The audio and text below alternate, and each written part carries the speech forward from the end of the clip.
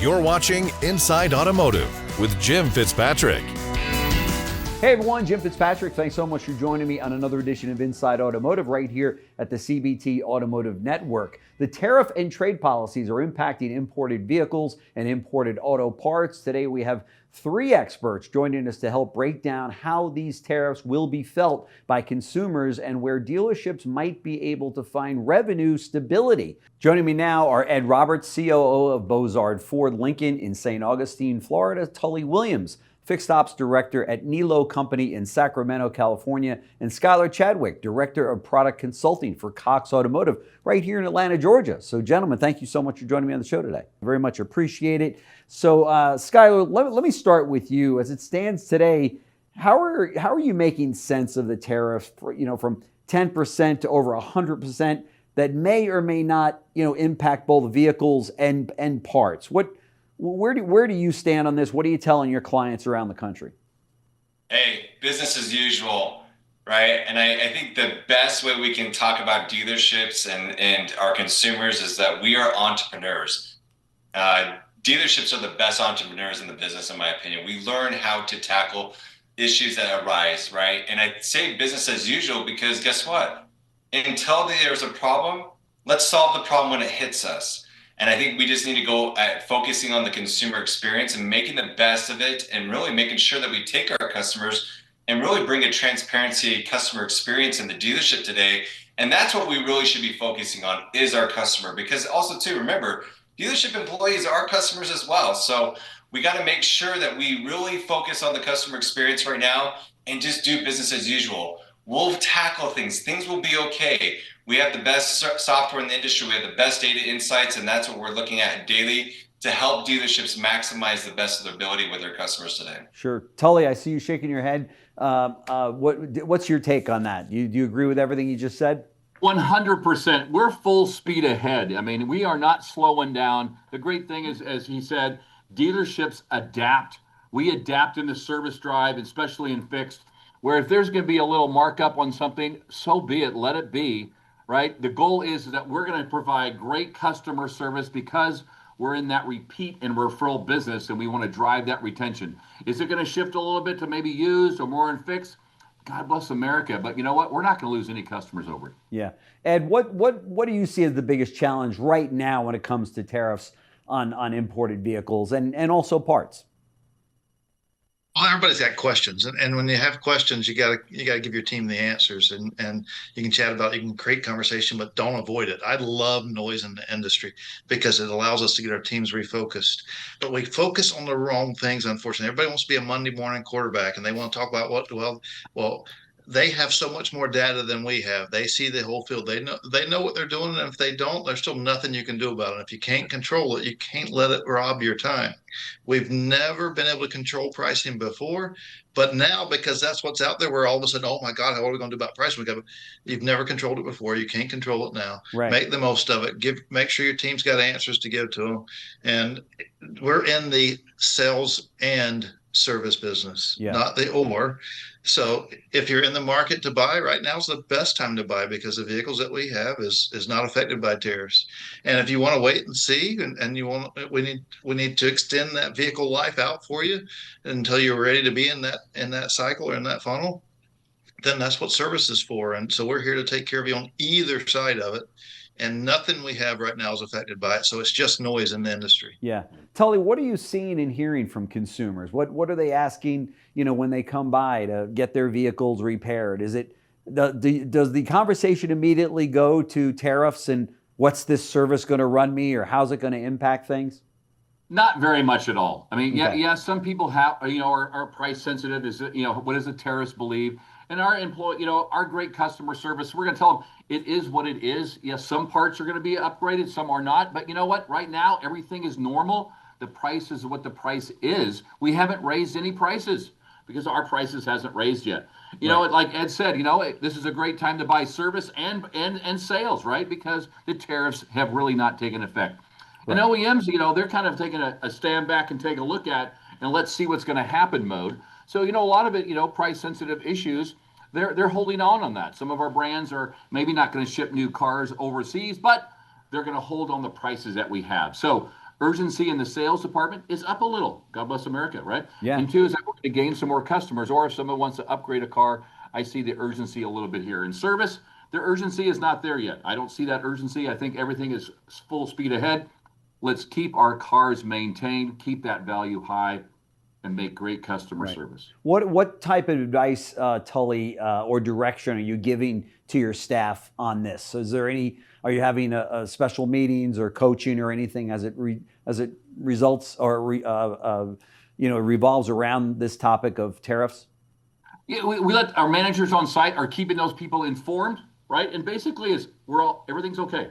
Yeah. Business is normal. If someone asks, these are the things that you might want to say, right? It is kind of what it is. But right now, that I think our goal is to take away all this drama away from our employees. Like Ed said recently, it's just noise. Yeah. And get the noise away and just do your job, right? Our goal is not to be stressed out. Go home rich and tired and happy every day. Rich and tired and happy. I love it. Ed, are you seeing the same? Are you? What say you on this topic of communicating with your teams? Well, our customers are looking for answers. So we're going to have some that just come in and say that they've done the research. They know that they can outrun the tariffs, but some have questions. How do you think this is going to affect us? And the last thing that we want is our people to drive further into that speculation of what could happen. So we help our guys with the right answers, and the right answers is, I don't know what these tariffs are going to do. You can stay very unopinionated. We don't know because none of us do. It's all opinions on what they are going to do. Right. But where we're at right now is nothing is affected by it. Right. And so I'm here to take care of you, and they've empowered us to take care of you to make sure that it doesn't impact you. Just give them the right answer to where it builds confidence, not erodes confidence. Sure. Skyler, you're the tech guy in all of this, and obviously with Cox Automotive, you guys do a great job. Are there any specific tools or processes that are making this easier to navigate? I think this is the prime time for dealerships. We talked about this last week with a few of us that, our dealership staff are only using 40% of their software solution. Oh. And it's crazy to me. Wow. 40%. Let's get to the other 60%. Use these other tools to connect the consumer experience, right? If you're using your MPI tool, making sure that your MPI tool is connected to your marketing solution so that it makes it easier for you to get those customers in and really service their car. I think what now is we should be focusing on scheduling our customers, getting them in. We're in a prime time, which I call summer seasonal time for service. And so what we want to do is we want to focus. Customers want to get their car serviced. Summer trips are right around the corner. Yep. So we really want to focus on the customer experience, but really an only way to do that is to maximize your software solutions that you have today. Yeah. And Skyler, why 40%? What are some of the, I guess you can't say really reasons, it's more excuses, but what are some of the excuses you hear? Why are teams not using that other 60% of incredible tools that could help them, do their jobs better and make more money? Hey, we all get in ruts in our job, right? And sometimes we just go about our days of just doing the same thing over and over again. This is not the time to be in that same rut of doing things the same over and over again. This is the time to become an entrepreneur. Like I've said before, you've got to expand your knowledge. You've got to expand your team's knowledge. Be on top. You've got to bring your A game because guess what? Our customers are on their A game. And I'll tell you the reason why I know they're on their A game is because guess what? We talk about sales, we talk about service. We see here at Auto Trader in Kelley Blue Book that leads are up 30%, folks. That means your customers are doing their research. They're looking out for the best of their interests. So that means you've got to be on your A game and be ready to tackle those things day by day. That's right. Tully, I see you shaking your head. Why do you feel as though, what are some of the reasons that you think that these guys and girls and guys and women, I should say, are not using the tools to the fullest? It is amazing. And I think, when you look at Ed and I, when we ran great organizations, is that we have to convince our employees that these tools help them do better. Yeah. And if we just say, here's a tool, use it, it's not going to happen. So our goal is to, whatever tool you use, you need to use it to the fullest, but you've got to have everybody on board and show the value, show how it's going to save them time, show us how the customers are going to say yes better, right? Tech videos, that was like, I think I'm going to do tech videos.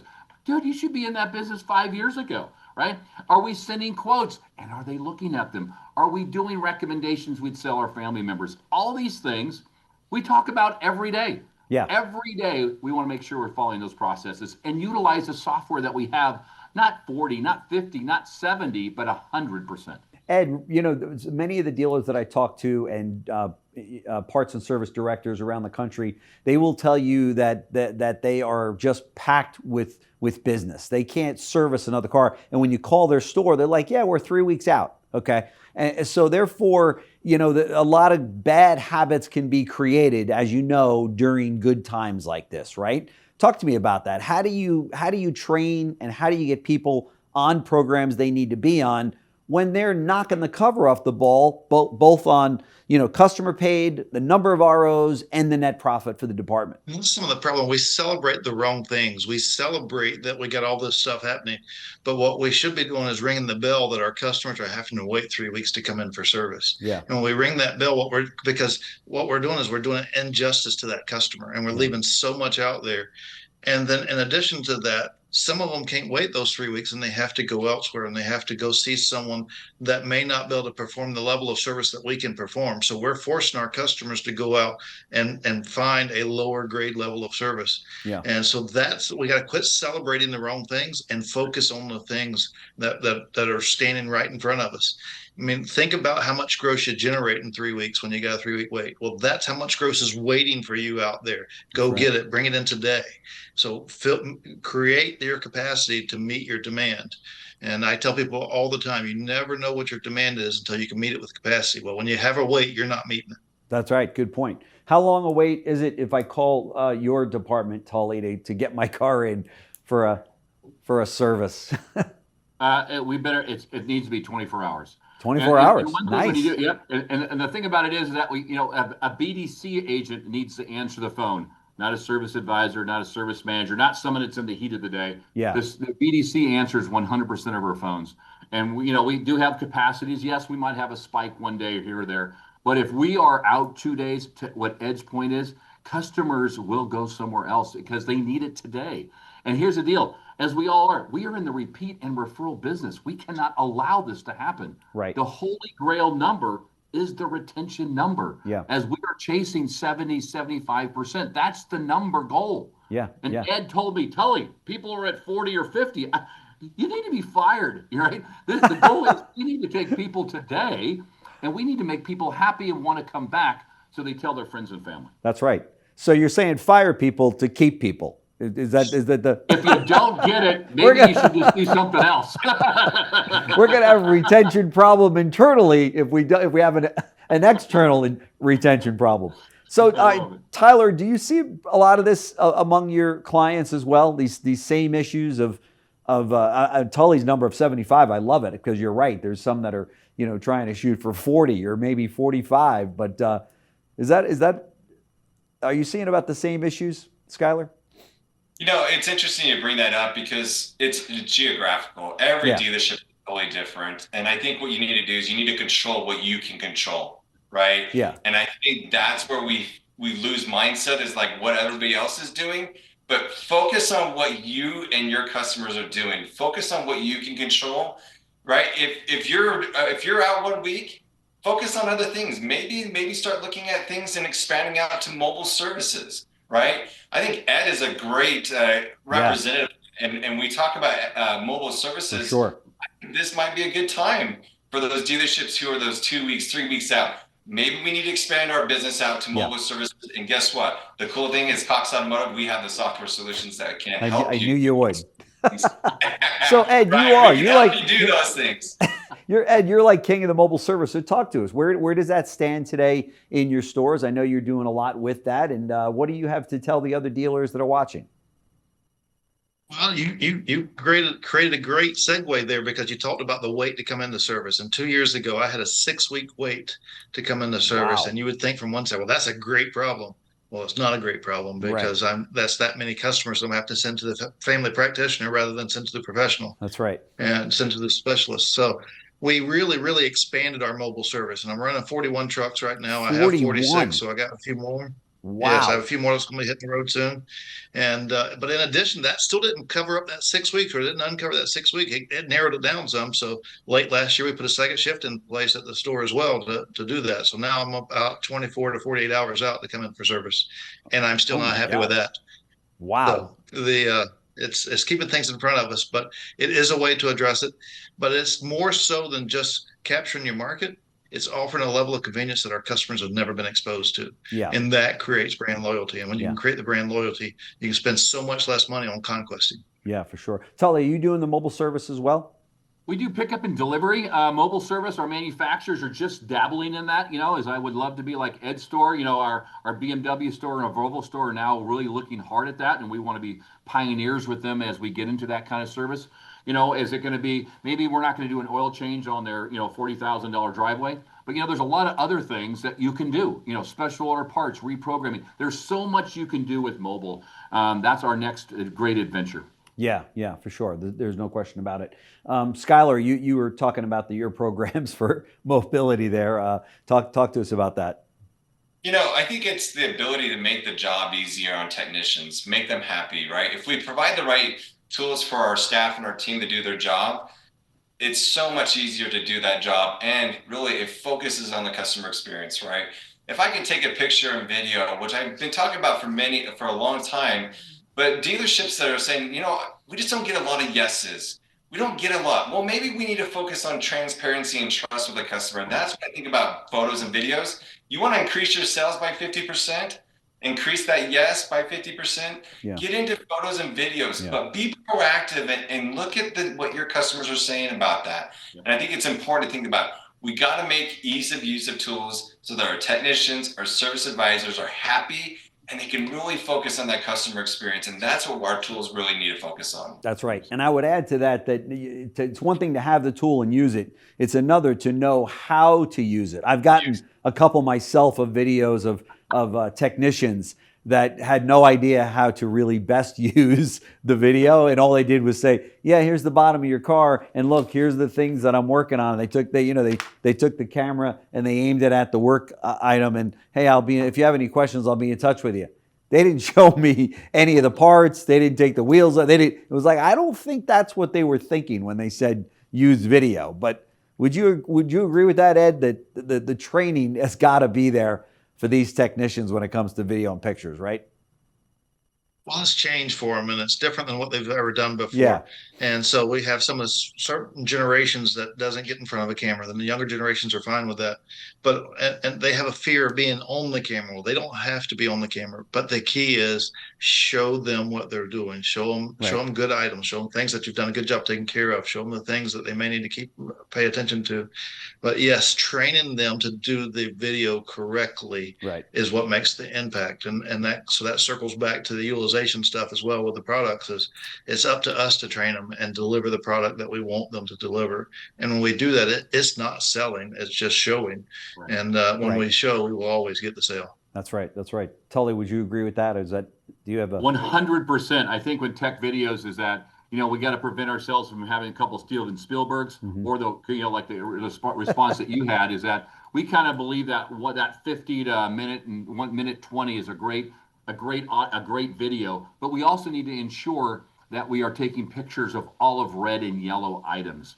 So when they do send the quote, there is a picture of everything, if all possible, right? And the goal is that we talk about videos every day. Our managers on spot at tech meetings and so forth talk about it, right? The quality of the video is so important because you are representing the Niello Company that's been in business for 104 years. Right. I'm not going to destroy it over a video. So we've got to make sure we have that quality. Best thing ever is you pay the technician, then you can demand excellence. Yeah, that's a very good point. Very good point. I'm going to go around the room here as we close out our segment and ask you for your predictions for the balance of 2025 with all of the craziness that we're seeing right now with tariffs and inventory and parts and the whole deal. And Tully, I'll start with you. What's your take on the balance of 2025? We sit here now in the first month of the second quarter here in April of 2025. How do you think we'll finish? Think we'll be okay? I think we're going to be. I think it'll be our best yet ever, our best year ever, right? When you have Wow. when you have things in place, you're monitoring things that are driving great success, and your focus is on repeat and referral business. You have nothing but to win. Yeah, exactly. How about you, Ed? Keep them focused on the noise. Keep them focused on having the right answers. And yes, first quarter was very, very, very strong for us. I think from a volume standpoint, it certainly could be our best year. From a growth standpoint, we do have a little bit of margin compression, so we got a little bit of that. But if you focus on the things that we can control, there's always so many things that we're letting go of because we're worried about the noise. Quit getting involved with the noise. Focus on the things you can control, and 2025 will be a banner year. Yeah, that's fantastic. How about you, Skyler, to round it out? If we continue with these new car sales, the months that we're seeing, and I think that we retain those customers and we retain those customers in our service departments as well, I think it's going to be an astounding year for dealerships too as well. And I think the biggest thing is stay calm, right? Yeah. Stay calm. Focus on what you can focus on. Focus on what your customers want. And guess what? You're going to have an amazing year. I would agree.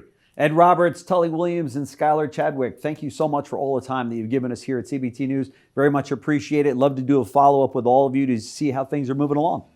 Thank you. Thank you. Great. Absolutely. Make it a great year. Thanks for watching Inside Automotive with Jim Fitzpatrick.